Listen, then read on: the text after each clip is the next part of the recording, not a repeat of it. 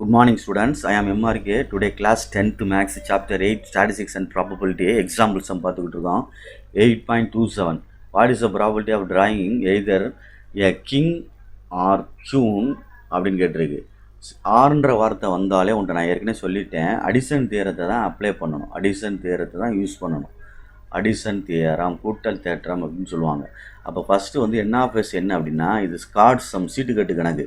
அப்போ 52 கார்ட்ஸ் இருக்கும் மொத்தமாக.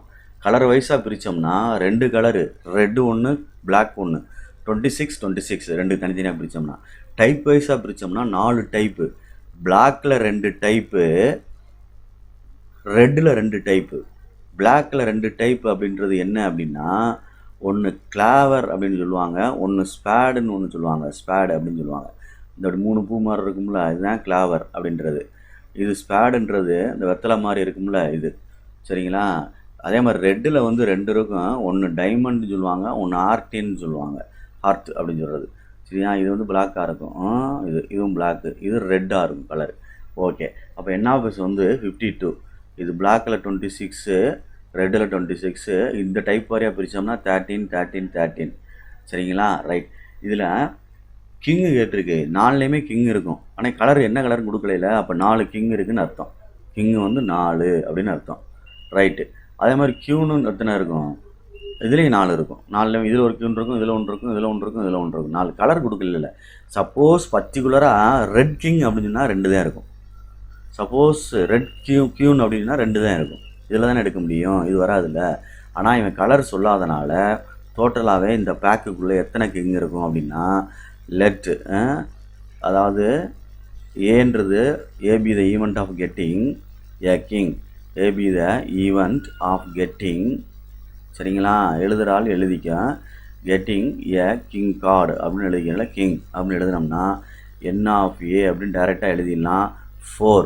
அப்போ P of A equal to N of A by N of S. N of A meaning என்ன இருக்குது? 4 இருக்குது. பை 52. அடிக்கலாம் வேண்டாம், நான் அன்றைக்கே சொல்லிட்டேன் ப்ரீவியஸ் சம்மில். அதனால் அதை அப்படியே மெயின்டைன் பண்ணு. எல்சிஎம் எடுக்க வேண்டியிருக்கும். Red second one, let B be the event of getting a queen. B be the event of getting a queen அப்படின்னு எழுதிக்கோ, சரிங்களா? ரைட். அப்போ என் ஆஃப் பி அப்படின்னு சொன்னோம்னா என்ன வந்துடும்? 4. அப்போ பி ஆஃப் பின்னு எழுதினோம்னா n of B by N of S, சரியா சொல்கிறது? N of B by N of S. அப்போ என் ஆஃப் பி வந்து 4/52. ரைட்டு. இப்போ ரெண்டுக்கும் இன்டர்செக்ஷன் கண்டுபிடிக்கணும். ஏன்னா அடிஷன் தியரம் சொல்கிறது தம்பி உண்டு, நான் சொன்னது தான். அடிஷன் தியரம்ன்றது P of A union B is equal to, இந்த மாதிரி ஆர் சம்முக்கு இந்த ஃபார்முலா மெயின்டைன் பண்ணு, மறந்துடாத. P of A plus P of B, இது ரெண்டும் கண்டுபிடிச்சிட்டேன். இப்போ கண்டுபிடிக்க வேண்டியது P of A intersection B. கண்டுபிடிச்சா தான் அதில் அப்ளை பண்ண முடியும். அப்போ இது ரெண்டுக்கும் வந்து இருக்கு பாரு, இந்த ஏ இந்த இதுக்கும் ஏவுடைய ஈவெண்ட்டுக்கும் இந்த பியுடைய ஈவெண்ட்டுக்கும் இன்டர்செக்ஷன் கண்டுபிடிக்கணும்டா. இது கிங்கு, இது கியூனு, எப்படி உனக்கு மேட்ச் ஆகும்? 2 வேறு வேறு இல்லை. அப்போ A and B are mutually எக்ஸ்க்ளூசிவ்னு இதைத்தான் உன்ட்ட சொன்னேன் நான் அன்றைக்கி டியூஷனில் ஓட. மியூச்சுவலி எக்ஸ்க்ளூசிவ் அப்படின்னு சொல்லுவாங்க. எக்ஸ்க்ளூசிவ் அப்படின்னா ஒன்றுக்கொன்று விலக்கிய சார்பு அப்படின்னு அர்த்தம். அதாவது A intersection B equal to 5 சொல்லுவாங்க. அதாவது எம்டி செட்னு அர்த்தம். N of A intersection B is equal to 0ன்னு அர்த்தம். அப்போ ப்ராபபிலிட்டி கண்டுபிடிச்சாலும் அதுதான் வரும் 0 அப்படின்னு அர்த்தம், சரியா சொல்கிறது?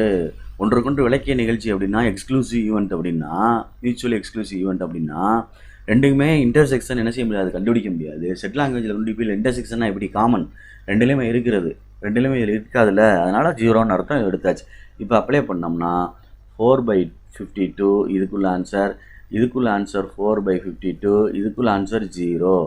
Okay student. அப்போ காமனாக 52 எடுத்துட்டோம்னா மேலே 4 + 4, மேலே என்னது 4 + 4, அப்போ என்ன வந்துடும்? 8/52 அப்படின்னு அர்த்தம்.